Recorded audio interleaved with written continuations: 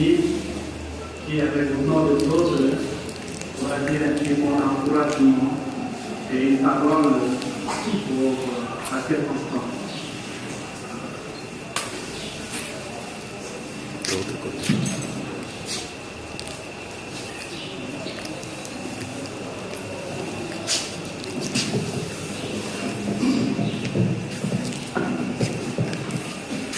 Shalom.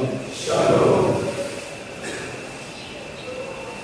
Mes très chers frères en Jésus-Christ, mes amis, mes camarades et tous les compagnons de Laurent Désiré Kabila qui souffrent en ces lieux à cause de la mort.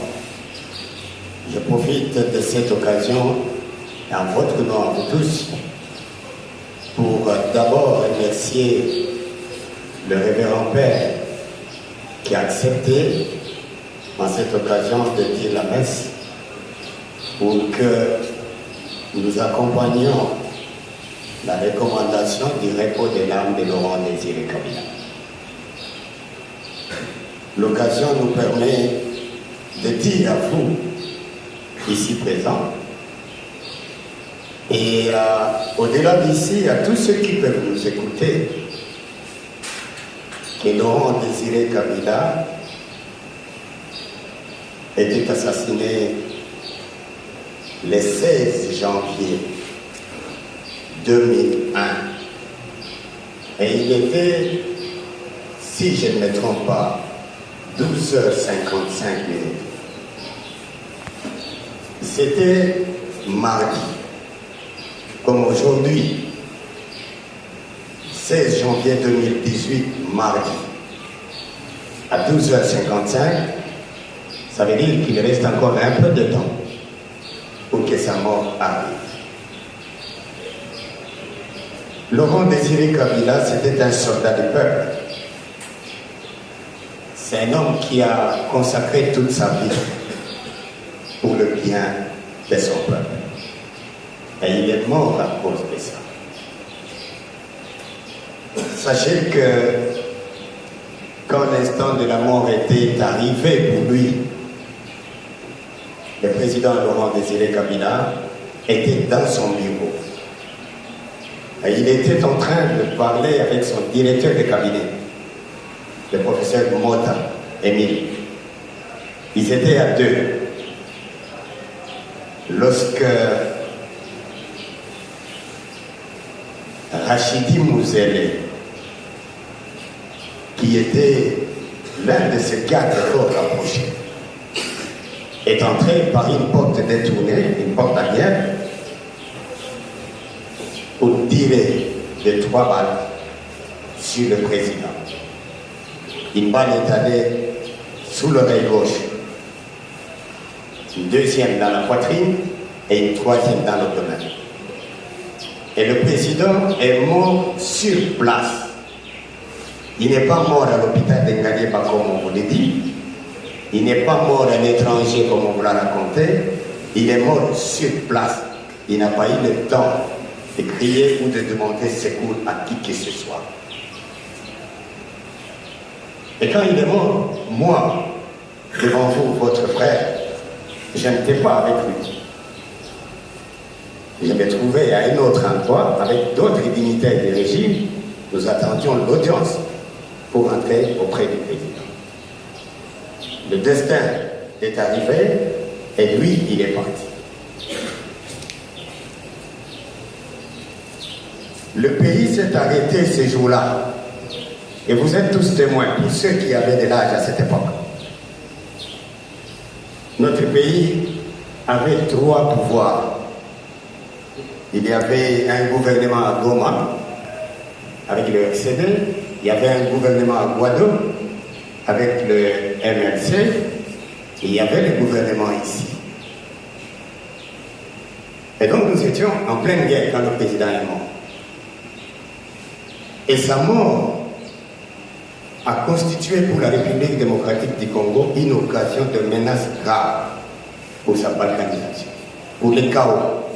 Parce qu'assassiner un président de la République dans son bureau, vivant, pendant la guerre, c'était la condition la meilleure pour que le pays tombe dans les chaos. Et moi, d'abord, entre parenthèses, pendant que le président meurt, là où j'étais assis, moi avec d'autres, il y avait un général-major. Il était supérieur à moi. Lorsqu'il a appris que le président est tué, ce général a trouvé des solutions qui s'enfuient pour protéger sa propre vie. Il aurait dû, lui comme général, prendre la responsabilité parce que le commandant suprême est tombé. Il faut que quelqu'un prenne les choses à lui. Lui, il a fait. Je pense qu'aujourd'hui, nous souffrons à cause de cela. Les gens auraient souhaité aussi que moi je fuis aussi. Parce que si j'avais fui, je ne serais pas en prison. Tous les assassins de Kabila, tous les commanditaires, tous les traîtres, et tous ceux qui l'ont abandonné, ils sont tous en liberté. Et ne sont en prison que les innocents. Oui, parce que si nous qui sommes ici, nous étions des coupables, nous ne serions pas en prison. Les assassins sont dehors. Et ils savent que nous savons qu'ils sont dehors. Mais l'histoire des hommes est faite ainsi. Nous, ce que nous devons prendre à cette occasion, c'est de penser à l'idée qu'avait Laurent Désiré Kabila pour ce peuple. Ne jamais trahir la République démocratique du Congo. Le pays, c'est quoi? Le pays, c'est le peuple. Le pays, ce sont ses lois.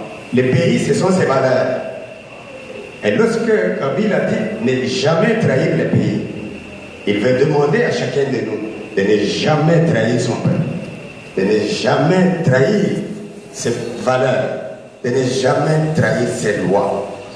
Parce que celui qui trahit le pays, il se trahit lui-même. Mes amis, mes camarades, le moment est assez difficile dans l'histoire de notre pays. Et il est possible que toute l'œuvre de Laurent Désiré Kabila soit chiffonnée, soit oubliée,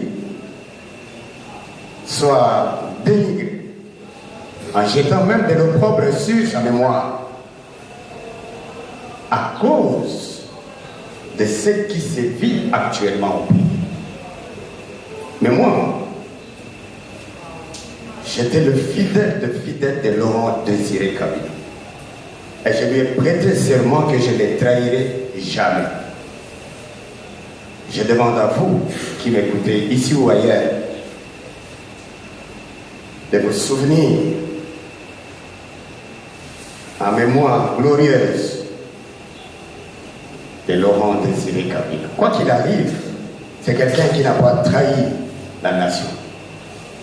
Quoi qu'il arrive, Kabila a donné sa vie pour le peuple congolais.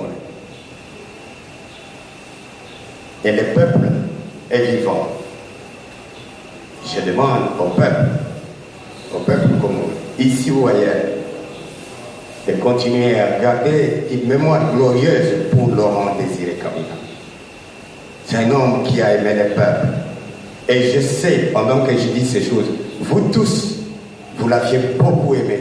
Vous l'aviez pleuré. Et tout le reste qui a suivi après sa mort, c'est à cause de son nom, à cause de votre amour pour lui, que tout s'est déroulé de la façon que vous l'avez su. J'avais pris mes responsabilités à cette époque conformément au testament politique dont j'étais gardien, établi par Laurent Désiré Kabila, que je ne devais pas, dans une situation pareille, laisser le pays à la merci de meurtrier. J'ai pris mes responsabilités. J'ai donné les ordres que vous connaissez, dont vous avez encore souvenir aujourd'hui. Vous demandez à l'armée et à tout le monde de s'abstenir à poser tout acte de nature à perpétrer les crimes parmi notre peuple. Ainsi, à partir de ce moment-là, Laurent Désiré Kabila il est mort seul. Et le peuple a survécu. Parce qu'il a aimé le peuple. Vous voyez quelqu'un qui a aimé le peuple, qui a prévu que même si ma vie est mise à prix, jamais elle pourra provoquer le séisme contre mon peuple. Autant nous sommes en train de parler de ces choses dans l'église de Dieu. Christ qui est venu sauver l'humanité, nous l'avons persécuté, nous l'avons condamné, nous l'avons bastionné, nous l'avons tué, et il est mort seul. Kabila a aimé le pays, et nous avons agi conformément.